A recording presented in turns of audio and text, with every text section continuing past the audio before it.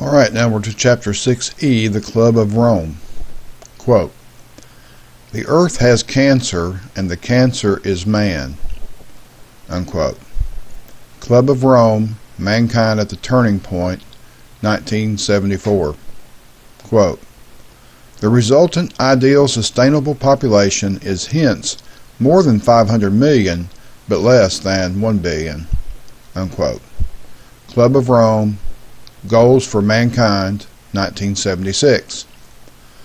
The next entry into the Roundtable group was the Club of Rome, which was conceived during the Conference on Conditions of World Order. This meeting was held from June 12th to the 19th, 1965 at the Villa Cerboloni in Bellagio, Italy, sponsored by the Congress for Cultural Freedom, with a grant from the Ford Foundation and the American Academy of Arts and Sciences. 3 years later, in April 1968, a think tank of financiers, scientists, economists, politicians, heads of state, and industrialists from 10 different countries again met in Italy at David Rockefeller's private estate in Bellagio, Italy, at the request of Aurelio Pacelli. Pacelli was an Italian industrialist who had close ties to Fiat and the Olivetti Corporation. He claimed to have solutions for world peace and prosperity, which could be accomplished through a one-world government. The Club of Rome was initially established with a membership of 75 prominent scientists, industrialists, and economists from 25 countries. Quote, "Democracy is not a panacea. It cannot organize everything, and it is unaware of its own limits. These facts must be faced squarely. Sacrilegious though this may sound, democracy is no longer well suited for the task ahead. The complexity and the technical nature of many of today's problems do not always allow elected representatives to make competent decisions at the right time." Unquote. Official quote from the Club of Rome. The Club of Rome's first publication, titled The Limits to Growth, was published in 1972 and dealt with the Illuminati propagated issue of worldwide overpopulation. It stated that, quote, "If the world's consumption patterns and population growth continued at the same high rates of the time, the earth would strike its limits within a century." Unquote. The book, which sold 12 million copies in 27 languages, described their vision for the world. Quote, "We believe in fact that the need will quickly become evident for social innovation to match technical change, for radical reform of the institutions and political processes at all levels, including the highest, that of world polity.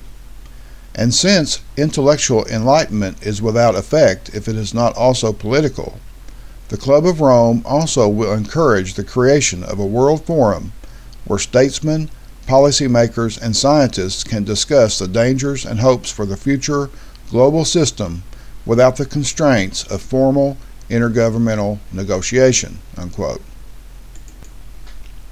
For the most part, the Club of Rome is a high-powered, Illuminati-funded think tank, functioning as a research institute on economic, political, and social problems.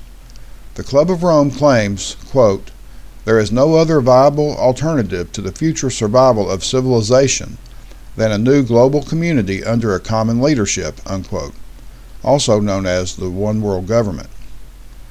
Their website claims, quote, "The Club of Rome's mission is to act as a global catalyst of change that is free of any political, ideological, or business interest. The Club of Rome contributes to the solution of what it calls the world problematic, the complex set of the most crucial problems, political, social, economic, technological, environmental, psychological, and cultural, facing humanity. It does so taking a global, long-term, and interdisciplinary perspective, aware of the increasing interdependence of nations and the globalization of problems that pose predicaments beyond the capacity of individual countries." Unquote.